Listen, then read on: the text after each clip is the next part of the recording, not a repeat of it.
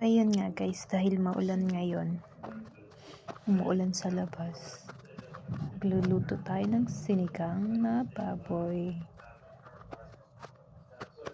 Yan guys, kamatis, sili, at saka yun, hindi ko alam ang tawag niyan guys, pero masarap yan.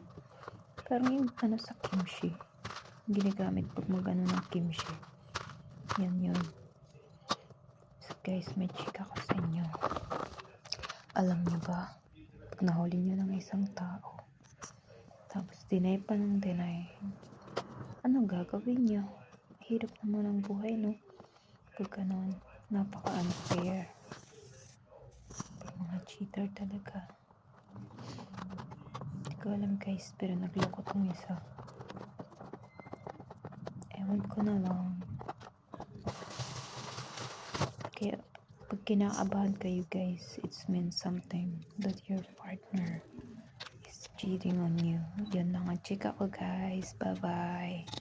Based on my experience.